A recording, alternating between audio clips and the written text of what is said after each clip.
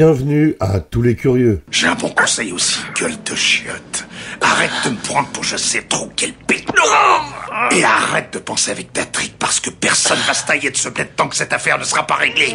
Il est des vidéos bien plus difficiles à écrire que d'autres pour tout un tas de raisons qu'il me serait inutile de préciser ici. Mais lorsque l'envie profonde d'en écrire une sur une personnalité que l'on admire depuis des décennies, de la programmer dans les mois à venir, d'imaginer tout ce qu'on pourrait dire sur celui que l'on considère à juste titre comme l'un des meilleurs de sa profession, Messieurs, je vous présente English Bob. et que tout cela se télescope avec la nouvelle tragique de sa disparition, tous les plans s'effondrent. C'est aussi cela qui fait toute la beauté de l'art et de la passion que nous inspirent ces artistes qui font vivre et respirer leur domaine de prédilection en nous, au-delà de toute logique et de toute tempérance, qui nous emmènent vers des contrées jusque-là inconnues et nous procurent des plaisirs et des bonheurs illimités. Jamais je n'arriverai à rendre justice à l'immense talent de cet acteur qui nous a quittés dernièrement, mais je peux tout de même essayer de faire vivre sa mémoire en lui consacrant cette vidéo. C'est pour ça qu'aujourd'hui je vous fais découvrir Gene Hackman.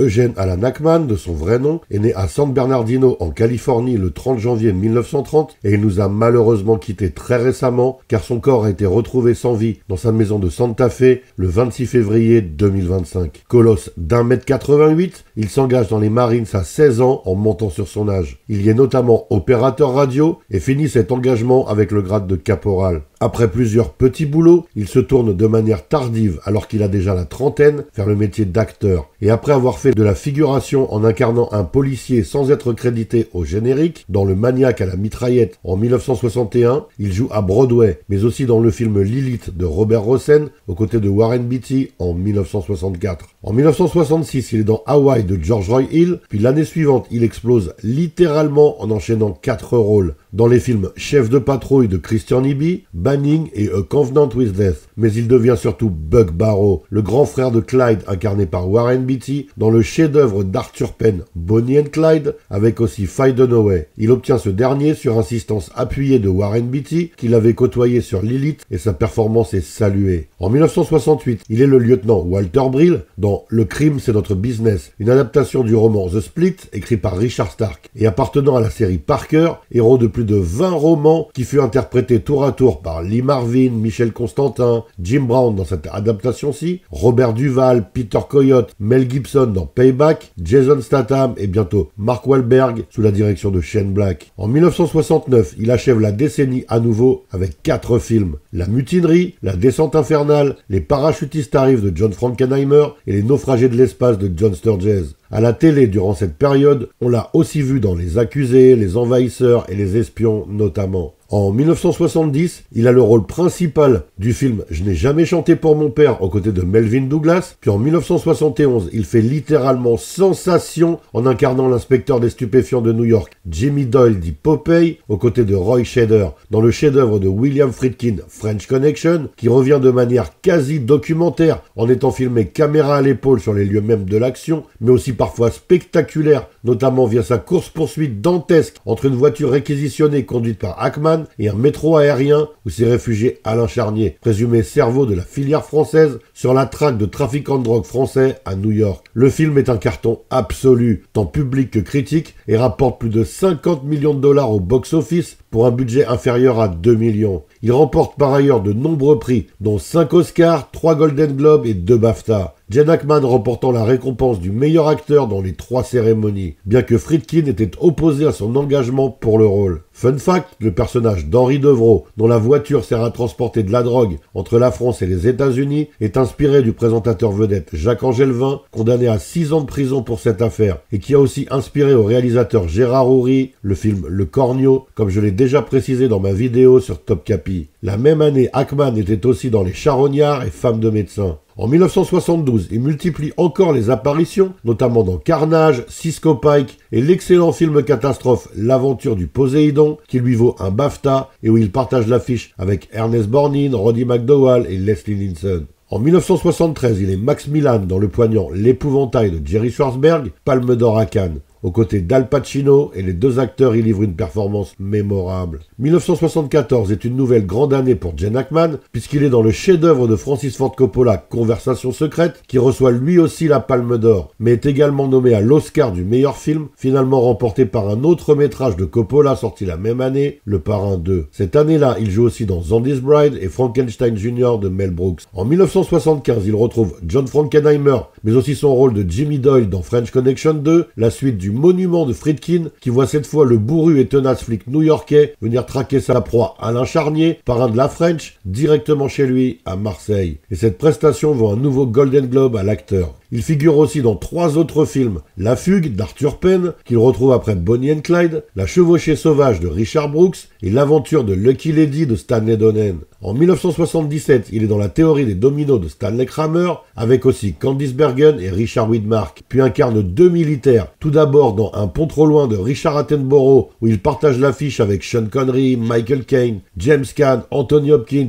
Laurence Olivier, Robert Redford, Ryan O'Neal et j'en passe. Puis dans Il était une fois la Légion de Dirk Richards, avec entre autres Terence Hill et Catherine Deneuve. 1978 marque un tournant dans sa carrière, puisqu'il incarne cette année-là l'un des méchants les plus connus et appréciés de la pop culture, un antagoniste créé en 1940 dans les pages d'Action Comics devenu par la suite DC Comics, le machiavélique Lex Luthor, dans le bijou de Richard Donner, Superman avec Christopher Reeve et Margot Kidder. Ses interactions avec ses complices Otis, incarnés par Ned Beatty, et Mademoiselle Teichmaker, Valérie Perrine, y sont particulièrement savoureuses et mémorables. Tout comme son opposition au fils de Krypton. La décennie des 70s s'achève donc de la meilleure des manières pour le comédien. En 1980, il commence cette nouvelle décennie comme il a terminé la précédente en incarnant Lex Luthor dans Superman 2. Moi, Lex Luthor. Cette fois signé Richard Lester à cause de différends artistiques entre Donner et les producteurs, alors que ce dernier avait déjà mis en boîte plus de la moitié de ce second opus durant le tournage du premier film. Pour avoir le droit de signer ce dernier, Lester dut donc retourner à cette scène pour en devenir le réalisateur majoritaire. Le film est donc en partie réécrit. Général, vous êtes venu me demander de l'aide, je vous ai livré Superman, alors quoi? Cette fois, le personnage incarné par Gene Hackman, avec toujours autant de perversité et de machiavélisme, s'allie à 3 Kryptoniens débarqués sur Terre et ayant une rancune particulièrement tenace envers Jor-El, le véritable père de Superman. En 1981, il partage l'affiche de La vie en mauve avec Barbra Streisand, film que j'ai déjà évoqué dans ma vidéo sur le brillant scénariste W.D. Richter. Puis il rejoint bénévolement son ami Warren Beatty sur son titanesque projet Reds, un long métrage de 3 heures coécrit et réalisé par l'acteur américain et centré sur le journaliste et militant John Reed. En 1983, il est une fois de plus présent dans 4 films. Eureka, Seconde chance où il fait la voix de Dieu sans être crédité, l'excellent Under Fire de Roger Spottiswoode et enfin Retour vers l'enfer de Ted Kotcheff, réalisateur de Rambo, où il incarne le colonel en retraite Jason Rhodes, qui part au Vietnam libérer son fils prisonnier. Puis en 1984, il retrouve Jerry Schwartzberg pour Besoin d'amour. En 1985, il joue dans Soleil d'automne et renoue avec Arthur Penn pour Target, puis l'année suivante, il est dans Le Grand Défi et les coulisses du pouvoir de Sidney Lumet.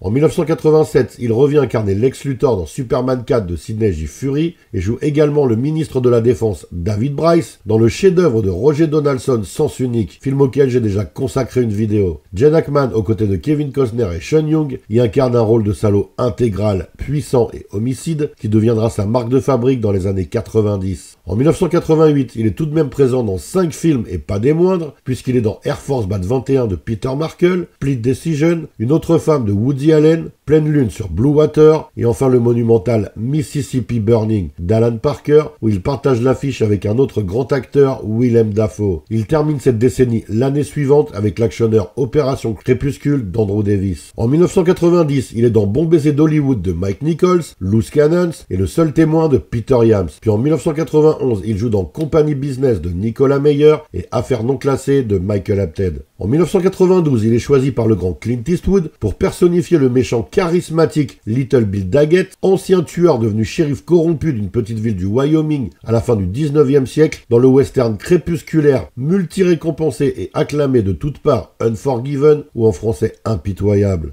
Un homme qui ne perd pas la tête et qui ne s'affole pas sous les coups de feu, soyez sûr qu'il vous tuera. Ce film dédié par son auteur à Sergio Leone et Don Siegel est le 4e et dernier western réalisé par Clint et c'est également le 3e film de ce genre à remporter l'Oscar après La Ruée vers l'Ouest de Wesley Ruggles et Danse avec les loups de Kevin Costner. Gene Hackman and Unforgiven.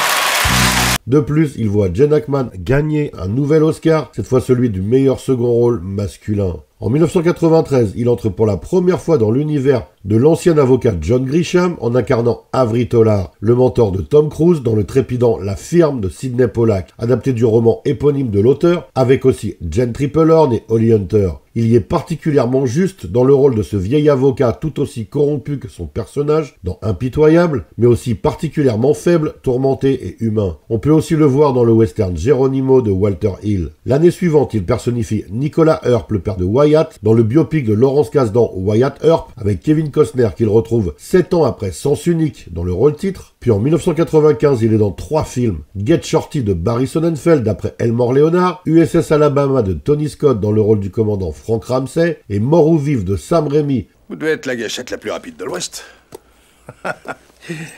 Ou le plus grand menteur du siècle. Une fois de plus dans le rôle du salaud intégral et impitoyable, aux côtés de Sharon Stone, Russell Crowe, Leonardo DiCaprio, Gary Sinise et Lance Henriksen. En 1996, les retrouvailles prédominent, puisqu'il tourne à nouveau pour Mike Nichols, cette fois dans Birdcage, le remake de La Cage aux Folles, ainsi que pour Michael Apted dans Mesure d'urgence, et il replonge dans l'univers juridique de John Grisham dans L'Héritage de la haine, où il incarne un ancien membre du Ku Klux Klan condamné à mort. Le film est un échec, et Grisham lui-même déclare que la seule bonne chose de présente dans ce métrage, c'est Gene Hackman. En 1997, Clint Eastwood fait de nouveau appel à lui pour incarner un méchant, mais cette fois il s'agit du président des États-Unis, Alan Richmond, dans Les Pleins Pouvoirs. Puis en 1998, il fait la voix du général Mandibule dans le film d'animation Fourmise, est également présent dans L'Heure Magique et s'illustre enfin dans l'excellent Ennemi d'État de Tony Scott aux côtés de Will Smith et Jon Voight. Les années 2000 commencent par un remake, celui du mythique Garde à vue de Claude Miller. Je n'ai rien à cacher.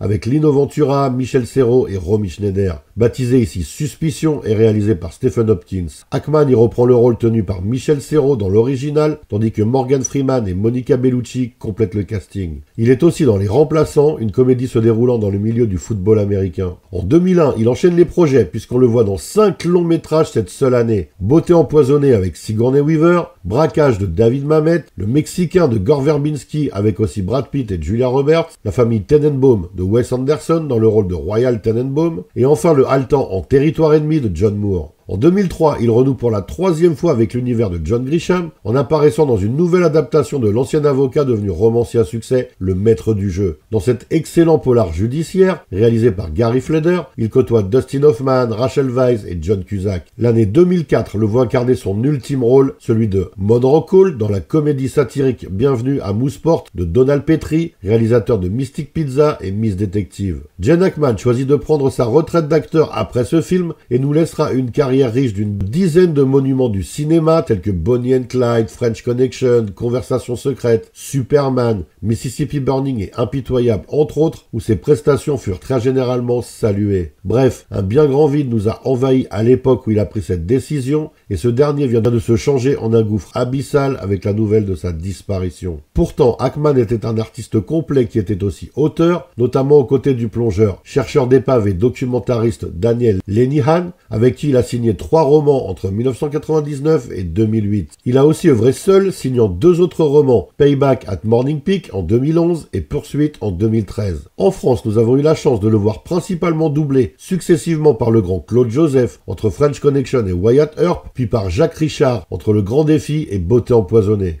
Il a aussi été doublé par Francis Lax dans Superman 1 et 2. Je reconnais que vous, c'est pas pareil. Vous avez toujours joué franc jeu et on sait à quoi s'en tenir avec vous. Voilà, vous en savez à présent un peu plus sur Gene Hackman. N'hésitez pas à liker si vous avez aimé, à laisser des commentaires, à partager et à vous abonner pour soutenir la chaîne. À bientôt pour une nouvelle découverte. Soyez curieux.